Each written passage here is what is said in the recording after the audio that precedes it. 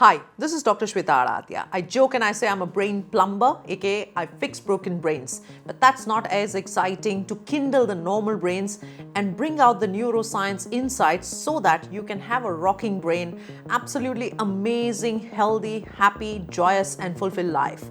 We have been talking about neuroparenting, bridging science and spirituality. We bring in ancient wisdom from various cultures to help your brain grow. And then, of course, taking a stride from illness to wellness. I wish nobody falls sick, and I wish that every single brain captures the maximum potential, the limitless potentials what you and me are made for.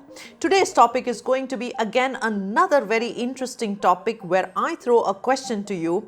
What percentage of people procrastinate? Procrastination means I do not do the thing and I keep pushing the task over and out until I'm forced to do because the time is here, because there is a deadline. It's very interesting. They call it deadline. It's like almost, you are about to fall dead and you have to complete it. You will be surprised to know the fact that 95% of the people procrastinate. So you and me are not alone. Now, very, very interesting. As I was preparing for this procrastination, certain amazing facts came to me because I started to think, what do I procrastinate? And I want you guys to think and make a note of the things that you procrastinate. One of the things that came to me was paying a bill is what I procrastinate often. Booking a ticket is what I procrastinate. Preparing something is, for example, which is very flimsy. I would say, it's so menial. I could have done it in a minute, but I'm still not doing it. So very interesting facts to know. What do you procrastinate? Now, some people would be procrastinating bigger tasks, but the question comes is, why do you do that? Why is your brain wired to do that? Well, the very simple one answer is going to be because I'm fearful of the outcome. Because I don't want to expose to get that time consumed. Because I'm not prepared for it. For example, today's video shoot, I would have procrastinated if I was not prepared. Most of the times, that preparedness is one reason why we procrastinate. There's a beautiful law, and I want you guys to understand this law. And I think most of your daily life, most of the time you would be actually doing the thing what the law states, but not aware and being conscious of it. There's something called the Parkinson's law. I'm going to post it here. I want you to understand what is that Parkinson's law. It is the scale of time to the effort. The work will expand to fill the time available for its completion. Let me explain this a little better. For example, if I had 24 hours to prepare a topic versus I had 4 hours to prepare the topic, both the 24 hours and the 4 hours will actually consume to prepare that topic. Which means either of it the topic will be prepared, but since I made up my mind that now I have 4 hours to do it, I'll do it in 4 hours. If I make up my mind that I have 24 hours to do it, I'll do it in 24 hours. Every single child which is 10 to 17-year-old studying academics, being in school should be taught this law. Which means if I want to do a mathematics problem or a science problem, I should prepare a time box. I should make myself that this is the time that I'm going to give it to complete that task. The moment I do that, the Parkinson law kicks in. Automatically my work will be filled in that time period. What a fascinating and interesting fact that this Parkinson's law brings us. Now, what is happening in the brains of a procrastinator? I have been talking about, so please go ahead and watch all those videos. I have been talking about the limbic or the emotional system and the prefrontal cortex. If we look at the procrastinator's brain, they would have a smaller prefrontal cortex, a shrunken prefrontal cortex. And what they would also have is that fear, is that self-doubt, inappropriate preparedness, because of which they will not face that situation. They will not face that task. Now, I want you guys to make a note of why do you procrastinate, particularly in the person. Is it the failure? Do you think that you are imperfect? There's also something called the imposter syndrome. I do a task and then I wonder, Can I do that task well? Was I capable of doing that task? Think and jot it down. Are you overwhelmed just because there's so many things happening? That also could be a simple reason why you are procrastinating. Or you feel that certain tasks are sheer waste of time. There could be any of the reason, and these are all the scientific reasons which have been found out in the trials. Now, just imagine that what if the world was not procrastinating at all? With what speed would we be able to generate the contents? With what speed the inventions would have been happening? It would have been just absolutely unimaginable, the speed at which things were happening. There was a study which was done in college students. There are two groups of college students. One who do not prepare until the last day of the exam. Well, I was not one of those. And one of the groups of the students who will be prepared right few months before the exam. Now, what was studied was the stress levels in both the individual groups. In this group who would not study until the last, there was no stress whatsoever in the entire 3 to 6 months of the semester, while just before the exams, their stress were roof at the peak. While for this group, they had small little climbing stress, little bit of micro stress all throughout, and almost no stress or little bit more just before the exam. On the whole, I want you to think which kind of stress is better. What is actually happening when you're pushing the tasks until the last? In fact, the study concluded that it's always better to have those micro exposures to the stress rather than one very big stress which is overwhelming and putting your brain down.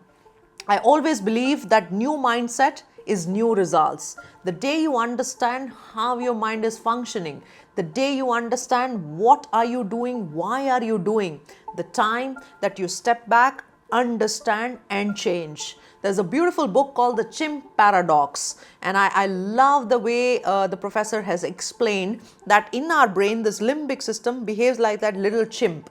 It is just absolutely difficult to contain it. It is not going to listen to you. It is not going to do the things that you and me want. But it is my job and your job to box it, to give it a banana, to keep it quiet so that the functions and the tasks happen. And the typical drivers of this chimp, what he has put out in the book is absolutely beautiful. It is food, the power, the security, impulsivity, the dominance, the ego, I'll do it only in a particular way, I will not do it this way, the judgments. All the time this chimp is throwing out its stuff and your prefrontal cortex is not able to subdue that chimp. So if we are able to change and flip this game, if we are able to get the control of this particular chimp, life can be easy. Now, there is a beautiful book also called The Now Habit. It is a strategic program for overcoming procrastination and a guilt-free play. It's by Neil Fayor. The act of starting reveals the real work you have to do.